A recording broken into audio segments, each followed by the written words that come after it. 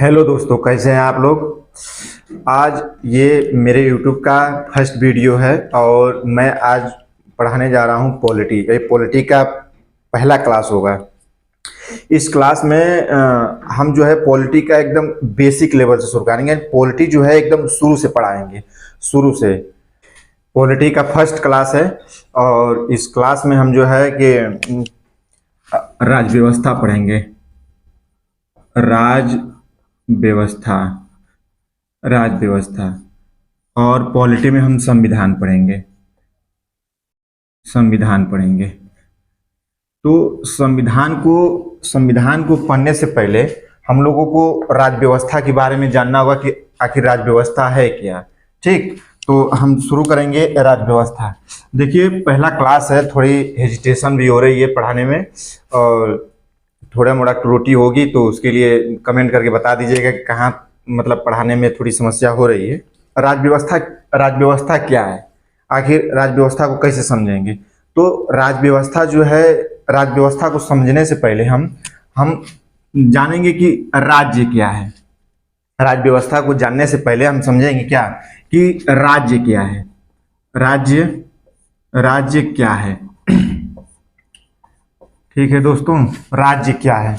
तो राज्य जो है ये एक अमूर्त है, अमूर्त जिसका कोई मूर्त नहीं है। ठीक, ये एक अमूर्त अवधारणा है।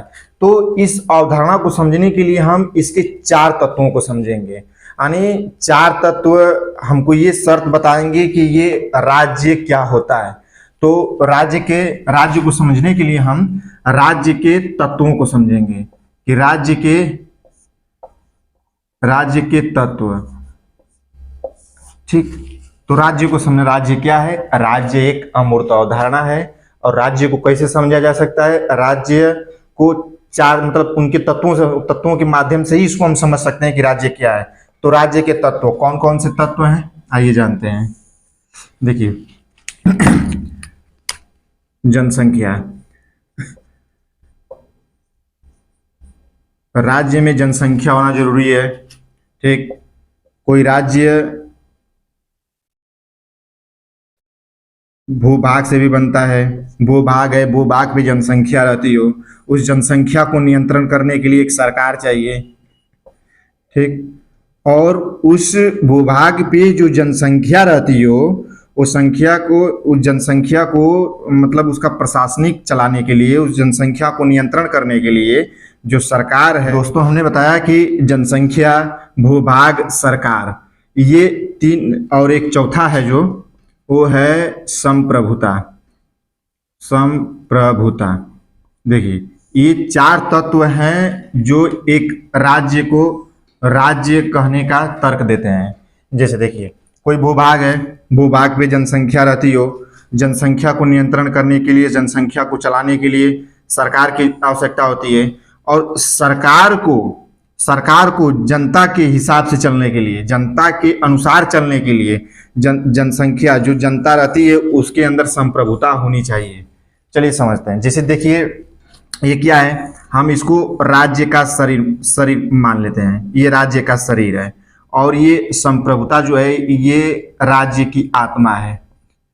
ठीक, तो अगर राज्य के पास जनसंख्या, भूभाग और सरकार है, अगर ये तीनों है, अगर उसके अंदर संप्रभुता नहीं है, अगर राज्य के पास संप्रभुता नहीं है तो वो राज्य नहीं कहलाता है। ठीक, तो भारत में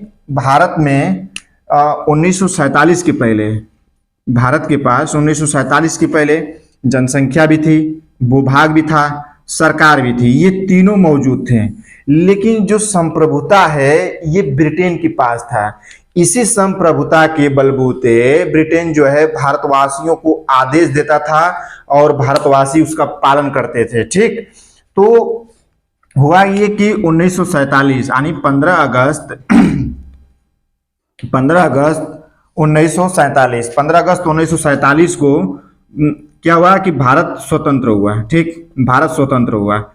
तो इस स्वतंत्रता के पश्चात भारत को संप्रभुता मिल गई। ठीक, ब्रिटेन से थोड़ी बहुत आज़ादी मिल गई लेकिन थोड़ी बहुत आज़ादी मिली, लेकिन भारत को पूर्ण संप्रभुता कब मिली, ये सवाल तो बनता है। भारत को पूर्ण संप्रभुता कब मिली? हमने बताया हमने बताया कि संप्रभुता क्या है। संप्रभुता एक सर्वोच्च शक्ति है। अगर आपके पास जनसंख्या है, भूभाग है, सरकार है, आपका मतलब राज्य के पास अगर जनसंख्या है, भूभाग है, सरकार भी है, लेकिन अगर उसके अंदर संप्रभुता नहीं है तो वो गुलाम, उसको कहते हैं गुलाम। तो ब्रिटेन ब्रिटेन भारत जो था, ब्रिटेन के पास क्या था? एक गुलाम था। यानी हम लोग क्या थे? उपनिवेश थे ब्रिटेन का। तो ये 15 अगस्त 1947 को संप्रभुता मिली भारत को। लेकिन पूर्ण संप्रभुता कब आई भारत के पास? ठीक, तो ये 26 जनवरी 1950 को भारत जो है गणराज्य बना। ठीक, तो इस भारत गणराज्य बना। इस मतलब पूर्ण संप्रभुता का मतलब यह हम समझ सकते हैं कि 26 जनवरी 1950 को हमारा जो संविधान बनकर तैयार हो गया, तो जिससे हमको पूर्ण संप्रभुता की प्राप्ति हुई। ठीक, इससे क्या हुआ कि जनता जो है अपना प्रतिनिधि चुनकर वो अपने पे, मतलब जनता जो है कि अपना प्रतिनिधि चुनती थी, वो सरकार चलाते थे। तो पूर्ण संप्रभुता का सीधा सीधा अर्थ है कि जनता जो है वो शासित भी है, वो शासक भी है। ठीक तो शायद आप लोगों को संप्रभुता समझ में आ गई होगी। ठीक, अगर अगर ना समझ में आई हो तो कमेंट करिएगा, एक बार फिर से इस पे वीडियो बना देंगे। ये राज्य के ये राज्य के 4 तत्व हैं जो बताते हैं कि ये इससे राज्य जो है पूर्ण होता है। ठीक, तो आई होप आप लोग समझ चुके होंगे। तो ठीक है, जनसंख्या आप समझते ही हैं, भूभाग समझ ही रहे हैं, आपको संप्रभुता बता दिया। संप्रभुता का मतलब होता है सर्वोच्च शक्ति, सर्वोच्च शक्ति। ठीक, सर्वोच्च शक्ति, सर्वोच्च शक्ति, सर्वोच्च इच्छा। यानी जनता जो है अपना इच्छा व्यक्त कर सकती है, अपनी स्वतंत्रता जाहिर कर सकती है कि नहीं, हम अपने स्वतंत्र रूप से हम शासक भी बन सकते हैं, हम अपने प्रतिनिधि को चुन भी सकते हैं। ये होता है सर्वोच्च शक्ति या सर्वोच्च इच्छा, अपना इच्छा व्यक्त कर सकते हैं। संप्रभुता न होने के कारण हम अपने ब्रिटेन का जब गुलाम थे तो हम अपनी इच्छा को व्यक्त नहीं कर पाते थे, हमारे पास वो शक्ति नहीं थी, हम गुलाम थे। ठीक, तो ये संप्रभुता है। तो हमने बताया कि राज्य के जो जनसंख्या, भूभाग, सरकार, ये शरीर होते हैं। शरीर आकर क्या करेगा जब उसके पास आत्मा ही ना हो? ठीक, तो समझ में आ गया होगा आप लोगों को अच्छे से। ठीक, तो जनसंख्या, भूभाग, संप्रभुता समझ में आ गई। तो हमको आगे क्या पढ़ना है? अब सरकार पढ़नी है कि आखिर सरकार क्या है, सरकार को जानेंगे। ठीक, तो राज्य क्या है? राज्य एक अमूर्त है। एक अमूर्त ऐसी अवधारणा है जिसको हम उसके तत्वों से समझ सकते हैं। तो राज्य को तत्व हमने भी बताया, उसमें जनसंख्या, भूभाग, सरकार, संप्रभुता बताया, संप्रभुता को अच्छे से बता दिया। अब सरकार जानेंगे कि सरकार क्या चीज होती है। ठीक, देखिए ये राज्य जो मैंने पढ़ाया ना, ये टॉपिक नंबर 1 है। ठीक, ये टॉपिक राज्य व्यवस्था में हम 2 टॉपिक पढ़ेंगे। ये टॉपिक एक था राज्य व्यवस्था का, राज्य। ठीक, राज्य, इसी राज्य के अंतर्गत आती है क्या? सरकार। ठीक, सरकार। देखिए सरकार क्या है? सरकार क्या है बताइए? सरकार जो है ये राज्य की इच्छा को व्यक्त करने वाला एक यंत्र है। यानी राज्य की इच्छा को व्यक्त करने वाला यंत्र मतलब ये अपने भाषा में बता रहे हैं हम। तो कह सकते हैं ये कि जो राज्य के पास जितनी भूभाग है, उस पर जो जनसंख्या रह रही है, उस जनसंख्या जो रहती है उसमें जो मतलब जो जनता रहती है, उस जनता की इच्छा को व्यक्त करने वाला, यानी उस जनता को इच्छा व्यक्त करने वाला ही सरकार होती है। यानी एक ऐसा यंत्र है कि जो राज्य की इच्छा को व्यक्त करे। ठीक, तो सरकार जो है इसको 3 भागों में पढ़ेंगे कि इस सरकार को 3 भागों में पढ़ेंगे। पहला पढ़ेंगे कि आखिर सरकार होती क्या है। ठीक, तो पहला है व्यवस्थापिका। सरकार के 3 अंग होते हैं। पहला व्यवस्थापिका, इसको हम विधायिका भी कहते हैं, विधायिका भी कहते हैं। ठीक, दूसरा है कार्यपालिका, दूसरा है कार्यपालिका, और तीसरा है न्यायपालिका, तीसरा है न्यायपालिका। देखिए ये इसको इंग्लिश में, व्यवस्थापिका को इंग्लिश में कहते हैं लेजिस्लेचर, लेजिस्लेचर, लेजिस्लेचर। कार्यपालिका को कहते हैं एग्जीक्यूटिव, न्यायपालिका को इंग्लिश में कहते हैं जुडिशरी, जुडिशरी।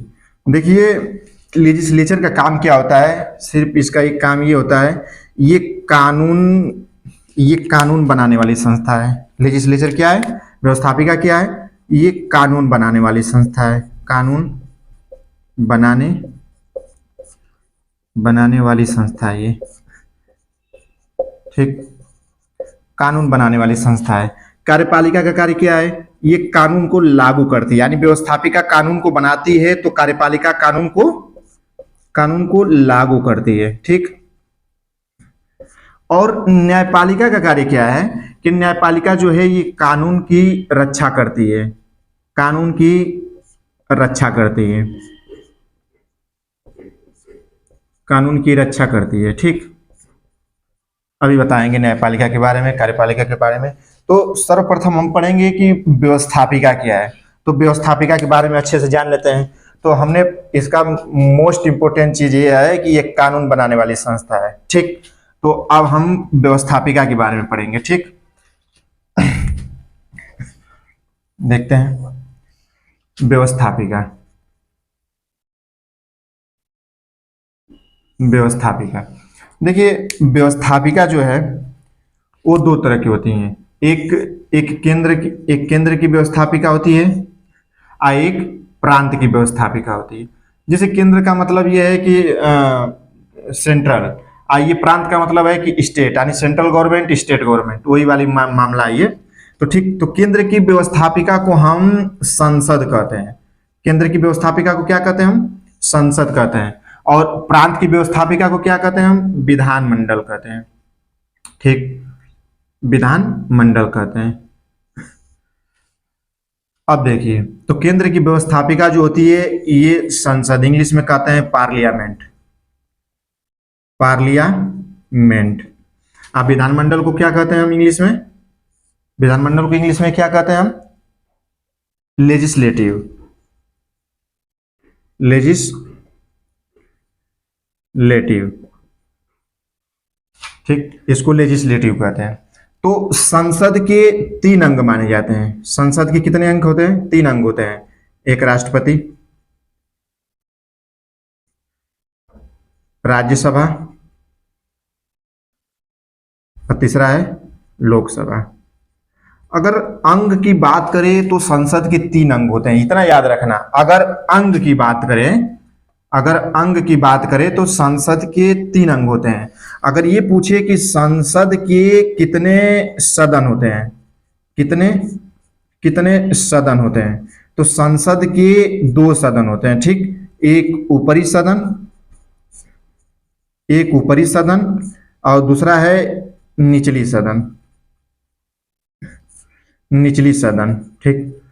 ध्यान से सुनना, संसद के कितने अंग होते हैं, संसद के 3 अंग होते हैं। संसद के कितने सदन होते हैं, संसद के 2 सदन होते हैं, एक ऊपरी सदन एक निचली सदन, ठीक, एक ऊपरी सदन एक निचली सदन। तो ऊपरी सदन को ही हम राज्यसभा कहते हैं। ऊपरी सदन को क्या कहते हैं, राज्यसभा कहते हैं। ध्यान से सुनना, ऊपरी सदन को क्या कहते हैं हम, राज्यसभा, और निचली सदन को क्या कहते हैं, लोकसभा, ठीक, लोकसभा। ये हम केंद्र की बात बता रहे हैं, ये केंद्र की बात है पूरा, ठीक। तो राज्यसभा के सदस्यों को क्या कहा जाता है, राज्यसभा के सदस्यों को क्या कहा जाता है, MP, member of parliament. MP का मतलब मेंबर ऑफ पार्लियामेंट।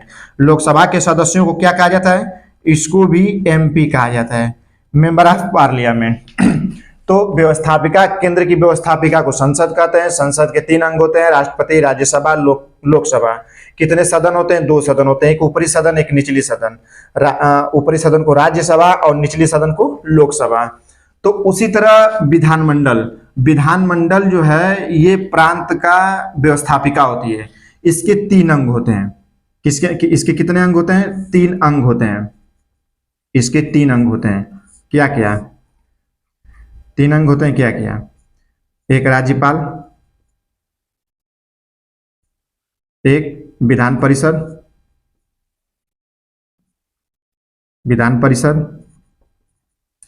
एक होता है विधानसभा, एक होता है विधानसभा। अगर बात करें विधान यानी प्रांत के व्यवस्थापिका को क्या कहते हैं, प्रांत की व्यवस्थापिका को कहते हैं विधानमंडल। विधानमंडल के कितने अंग होते हैं, 3 अंग होते हैं, राज्यपाल, विधान परिषद, विधानसभा। अगर हम बात करें सदन, अगर बात करें सदन की, तो सदन 2 होते हैं, एक ऊपरी सदन और एक होता है निचली सदन, निचली सदन। ठीक, तो निचली सदन, ऊपरी सदन के सदस्यों को क्या कहा जाता है, MLC, और निचली सदन के सदस्यों को क्या कहा जाता है, MLA। Member of legislative council, ध्यान से सुनना, member of legislative council, member of the legislative assembly, member of the legislative council, member of the legislative assembly. ठीक, MLA कहते हैं। ठीक, तो ये है व्यवस्थापिका। ठीक, व्यवस्थापिका 2 होते हैं, केंद्र की व्यवस्थापिका, एक प्रांत की व्यवस्थापिका। ठीक, समझ में आया? तो व्यवस्थापिका खत्म।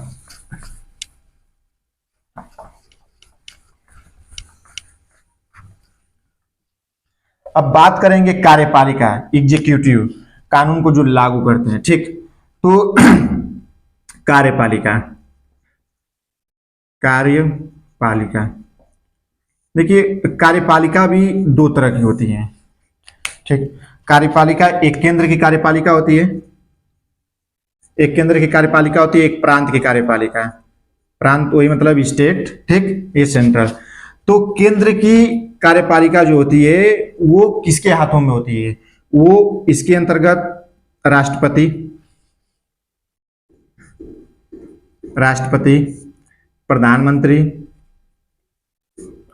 प्रधानमंत्री, ठीक, मंत्रिपरिषद, और इनके नीचे काम करते हैं नौकरशाही। ठीक, वैसे प्रांत के मुखिया होते हैं राज्यपाल, मुख्यमंत्री, मंत्रिपरिषद, नौकरशाही।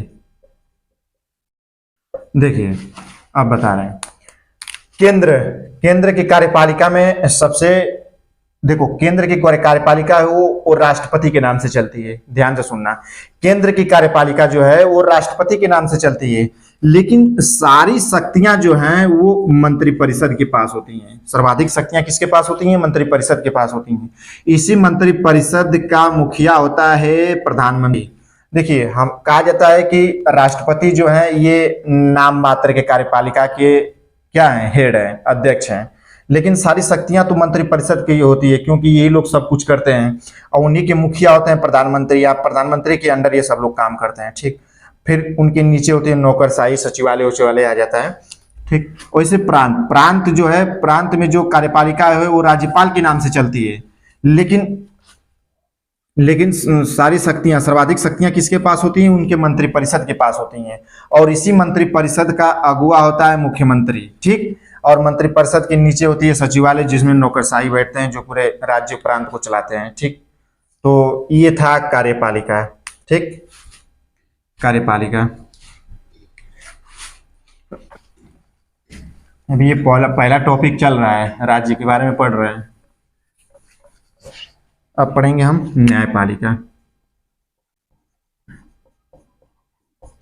न्यायपालिका, जुडिशरी। ठीक, जुडिशरी, न्यायपालिका पढ़ेंगे। ठीक, देखिए, न्यायपालिका जो है ये क्या करती है, कानून का रक्षा करती है। ठीक, न्यायपालिका संविधान की संरक्षक होती है। ठीक, संविधान की क्या होती है, संरक्षक होती है। इसे संविधान का संतुलन चक्र भी कहा जाता है। यानी जो भी संविधान में, अगर मान लीजिए कि व्यवस्थापिका और व्यवस्थापिका ने कानून को बनाया हो, कार्यपालिका ने लागू किया हो, अगर वो कानून अगर वो संविधान के हिसाब से नहीं है, अगर वो कानून जो है संविधान के हिसाब से नहीं, यानी व्यवस्थापिका और कार्यपालिका का कार्य जो है अगर वो संविधान के हिसाब से नहीं है, तो न्यायपालिका क्या करती है, न्यायिक पुनर्विलोकन